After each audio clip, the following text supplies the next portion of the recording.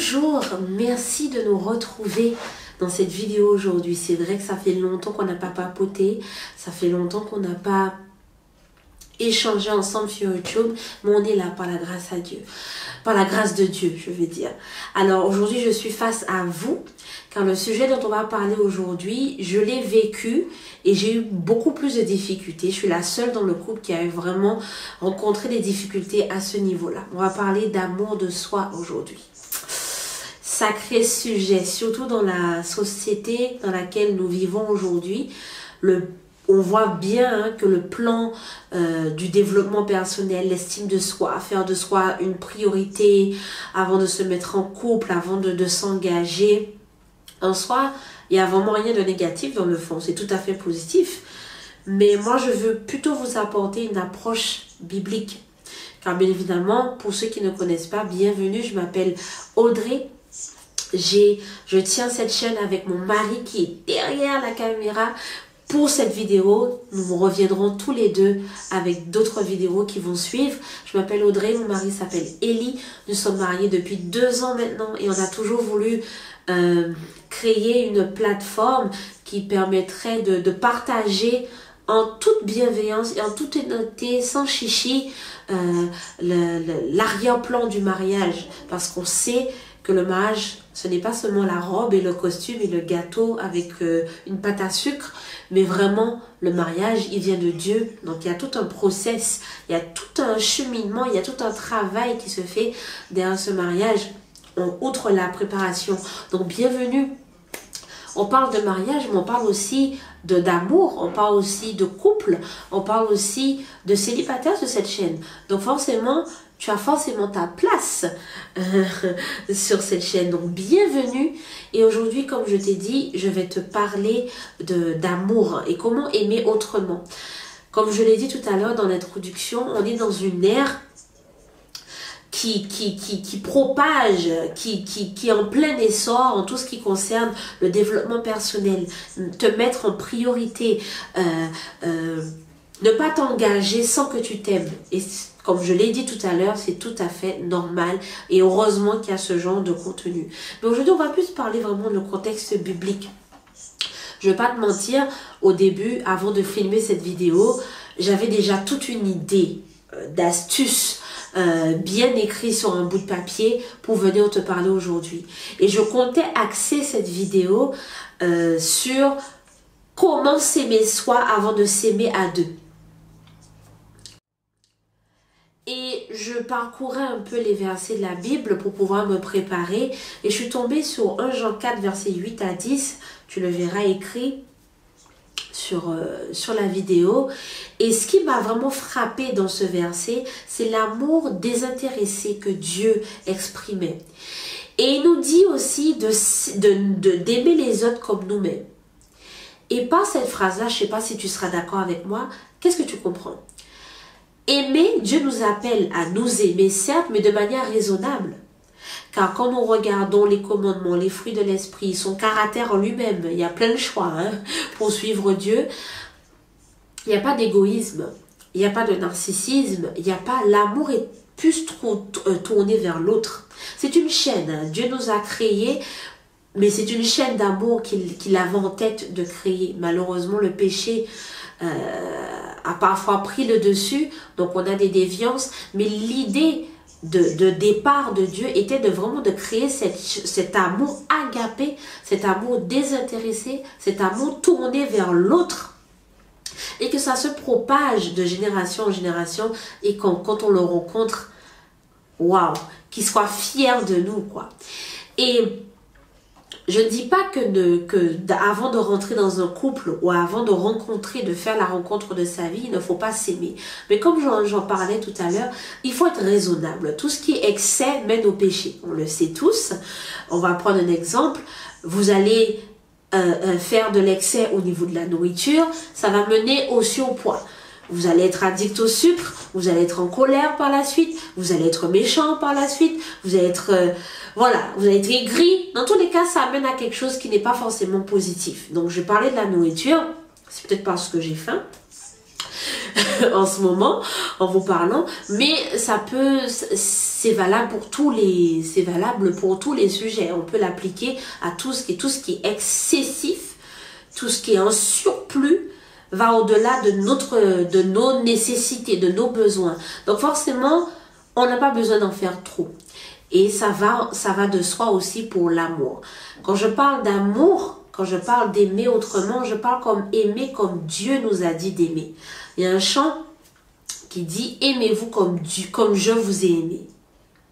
Ni barrière d'un amour parfait, sans préjugés, sans jugement. » Et je ne dis pas que ceux qui s'aiment et qui sont égocentriques sont des personnes qui sont forcément mauvaises. Non, elles peuvent être toxiques à long terme, mais elles ne sont pas mauvaises. Cherchez déjà à comprendre pourquoi cette personne est comme ça. Elle a peut-être été maltraitée ou elle a peut-être été négligée émotionnellement, donc tout est centré sur elle, mais c'est pas... Et vous allez me dire, oui, mais l'estime de soi, à quel moment on en parle? Moi, je souhaiterais vous dire que l'estime de soi, et je viens en toute honnêteté, je suis faillible hein, comme personne, je peux me tromper. Donc si toutefois vous avez vu quelques petites erreurs dans mes dires, n'hésitez pas à le dire en commentaire en toute bienveillance. Mais en tout cas, moi je parle de mon expérience à moi et de mon approche et de ma compréhension.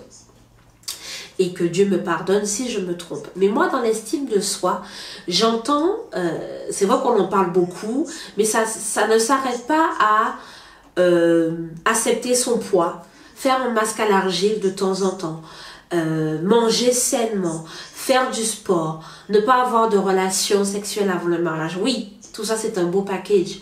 Mais ces actions-là, elles sont produites seulement quand on prend conscience de la valeur qu'on a, de l'identité qu'on a. Pour moi, ça c'est l'estime de soi. Reconnaître sa valeur. Ma valeur, elle est en qui? Elle est en quoi? Elle se porte vers qui? Pourquoi? Où je suis? Qui m'a créé? Mais cet être qui m'a créé, comment il est? D'accord? Il y a une expression aux Antilles, moi je viens des Antilles, de la Guadeloupe et de Martinique et de Saint-Martin. Il y a une expression que ma mère me dit souvent, chien pas café chatte. Ça veut dire que si ma mère est comme ça, je vais forcément avoir des mimiques d'elle.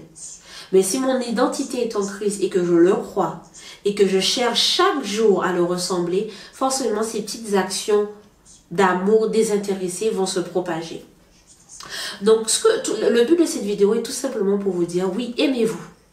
Aimez-vous comme Dieu vous a aimé. Ne rentrez pas dans une relation si vous n'avez pas pris conscience que votre identité est en Christ, que votre valeur est en Christ. Et que si vous voulez être comme Christ, il faut vous rapprocher de Christ et chercher à être comme lui.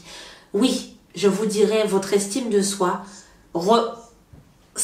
prenez-la en compte dans ces critères-là. Mon identité est en Christ, ma valeur elle est en Christ. Il y a des choses que je ne peux pas faire si je suis en Christ. Si je porte le nom de Christ en moi, je ne peux pas faire certaines choses. Donc forcément, je ne vais pas rentrer dans une relation qui va me pousser à mettre mon identité de côté et qui va pousser à me remettre en question mon identité. Là, on doit mettre un full stop. De la même manière, en étant célibataire, je vais exprimer l'amour de Dieu. Et je parle pour une femme, l'homme va me voir, l'homme va être interpellé. Et de pareil pour l'homme, que Dieu me donne le discernement, que je puisse me tourner vers la bonne personne. Pour les célibataires, je parle de la femme par exemple. Regardez comment Boz a été interpellé par Ruth. Ruth, qui est veuve, d'accord, qui se trouve face à un choix. Est-ce que je vais... Ma belle-mère, mon ex-belle-mère, dans les termes d'aujourd'hui, elle se fait vieille, elle part. Est-ce que moi je la rejoins pour pouvoir l'accompagner ou est-ce que moi je reste là où je suis et je fais ma petite vie, j'essaie de me reconstruire? Non, elle a choisi l'amour désintéressé. Et Boz a été interpellé par la manière dont elle travaillait, par son caractère, et est venu vers elle. Et le reste, vous connaissez la suite. Donc, ça s'applique, cette estime de soi, aimer autrement, aimer l'autre autrement, aimer l'autre comme Dieu a aimé. C'est accepter l'amour que Dieu a exprimé vis-à-vis de moi et le propager. C'est une chaîne d'amour. N'oubliez pas, si dans toute cette vidéo, vous repartez avec quelque chose, repartez avec cette phrase-là. Je fais partie de la chaîne d'amour de Dieu. Donc, je fais passer le message comme le téléphone arabe. Je fais passer le message, je fais passer la douceur, je fais passer l'humilité, je fais passer l'amour inconditionnel, je fais passer la joie, je fais passer l'encouragement, je fais passer la fidélité. C'est ça, cette chaîne d'amour doit être fortifiée par ça. Et pourquoi j'avais des difficultés vis-à-vis de ça? C'est que quand je m'étais engagée avec Élie, c'est-à-dire quand on était dans la période de fréquentation encore, je sortais d'une relation assez compliquée. En tout cas, émotionnellement, pour moi, c'était assez compliqué. Et je suis rentrée dans cette relation sans vraiment me poser la question, mais qui je suis? Comment je vais pouvoir aimer un être humain si moi, je ne m'aime pas moi-même? Mais si je ne m'aime pas moi-même, je ne me suis pas posé la question. C'est peut-être que je ne connaissais pas l'amour, je ne savais pas de quel amour Dieu me parlait. J'étais baptisée depuis Mathusalem, mais je ne savais pas, je ne vivais pas cet amour. Car l'amour, je voulais être heureuse, je voulais qu'on me rende heureuse, je le méritais, je suis une femme, c'est à l'homme de me rendre heureuse. Donc je tenais Élie responsable de mon bonheur, alors que non, j'ai complètement fait fausse route.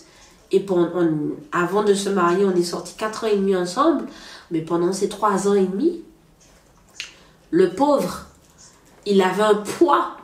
Il avait un poids sur lui. Je dois la rendre heureuse, je dois la rendre heureuse. Alors que non, en fait. Mon bonheur doit être en Christ. Et forcément, si moi je suis en Christ et que je m'oublie, qu'il croisse et que je diminue, mon mari va forcément vouloir agir de la même manière. Et ainsi de suite. Au final, tout le monde est gagnant.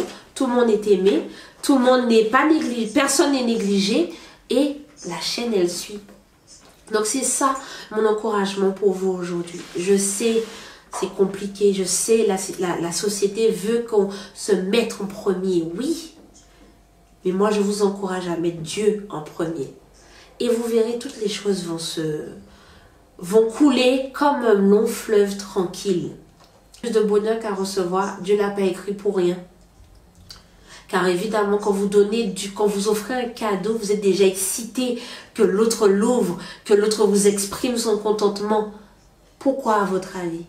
Car vous aimez donner, vous n'êtes pas égoïste. Donc entretenez cette manière de faire, cette manière d'aimer.